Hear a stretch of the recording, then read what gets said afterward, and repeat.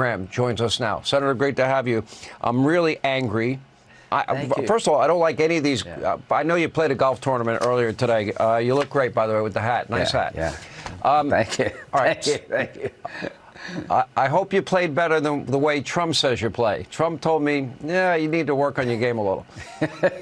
So I hope you had a better day. He's right about a lot of things, including that. Yeah.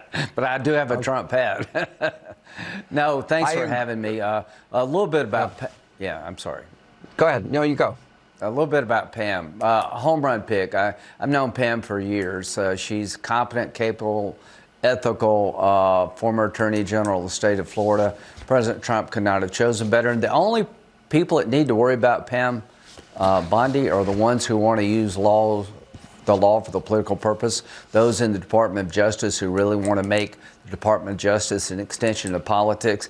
Those are the people that need to worry. She's going to clean house. She's not going to engage in lawfare herself. She's going to give President Trump good advice in fighting crime, helping clean up this immigration mess, making sure that we have laws to protect us against terrorism.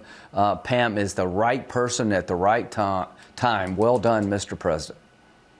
Why do you think the left, especially on the immigration issue, we have known terrorists in the country, we have gang members, we have cartel members, we have, dozens and dozens of Americans like Laken Riley that have been murdered, dozens raped, including children, thousands of Americans victims of violent crime, and all you hear from Democrats, Democratic governors, people in Congress and the Senate, they care more about, quote, the rights. I was saying this in my monologue tonight.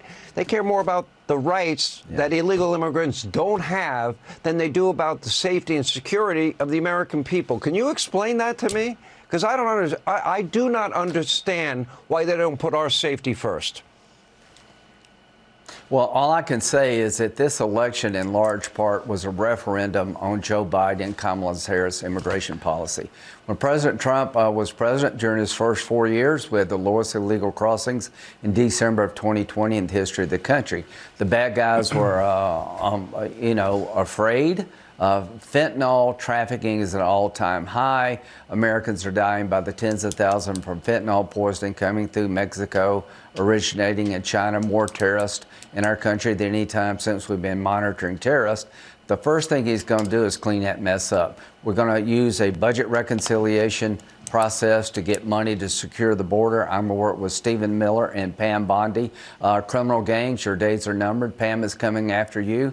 In states who want to continue this, sanctuary cities, you're on notice. We should cut all your money off. So I've never seen so many dangers to our country as I do now, from a broken border, crazy immigration laws. These people care more about the illegal immigrant than they do the average American citizen. And that's not just talk. That's reality after 4 years. Let me ask you about the ICC and what they're trying to do to Prime Minister Netanyahu. Now, as a predicate here, the UN, for example, all of these globalist groups that we often fund, they have historically been anti-Semitic and anti-American. UN is a good case in point. The WHO, they were the propaganda wing for the communist Chinese during COVID. The WEF, they don't have our best interests at heart. So all these globalist agreements, the Paris Accords, India, China, developing nations, we pay the freight. So my question is, they don't have jurisdiction.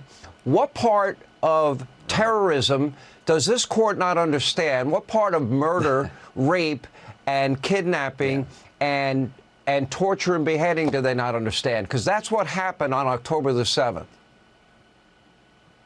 Yes, it did. And, Israel's in a fight for its very life.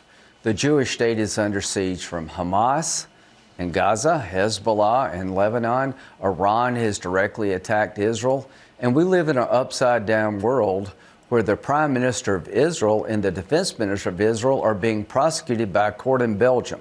Now, let me say this. The court ruled that Gaza is a state. No, there is no Palestinian state under international law. So that's the first thing they got wrong. And Israel's not a member of the International Criminal Court, nor are we. In 1998, I fought the idea that we would join the International Criminal Court. Why? Sovereignty. I do not want a court in The Hague trying American soldiers or American politicians defending our country. This is a direct threat to the state of Israel. There have been more resolutions condemning Israel in the UN than every other nation, all the nations combined. It's an anti-Semitic body, and this court is trying to literally put in jail the Prime Minister of Israel, the Defense Minister, for defending itself against multiple terrorist organizations. What will I do? If you are going to help the ICC as a nation enforce their arrest warrant against Bibi and Gallant, the former defense minister, I will put sanctions on you as a nation. You're going to have to pick the rogue ICC versus America. I'm working with Tom Cotton to have legislation passed as soon as we can to sanction any country that aids and abets the arrest of any politician in Israel. What they're doing in Israel is trying to prevent a second Holocaust. So to any ally, Canada, Britain, Germany, France, if you try to help the ICC, we're going to sanction you. Well, that means I want every ally, and you saw little Justin in Canada and his position. What should the penalty be? We should crush your economy because we're next. Why can't they go after Trump or any other American president under this theory? We're not a member of the ICC. In 2002, they threatened to prosecute our soldiers in Afghanistan.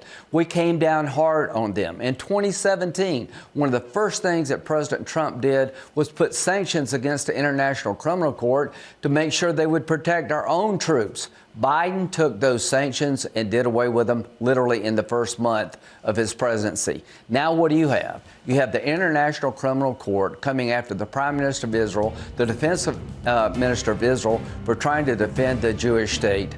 If you help the ICC, we're going to crush your economy. That's right. Friends and allies, you better beware, because this has to happen, or else they will come after you. And this is the equivalent of 40,000 dead Americans in a day. Senator, we like you in your golf outfit. Bring it anytime you want. You got to work on the game, according to the president. Well, anyway.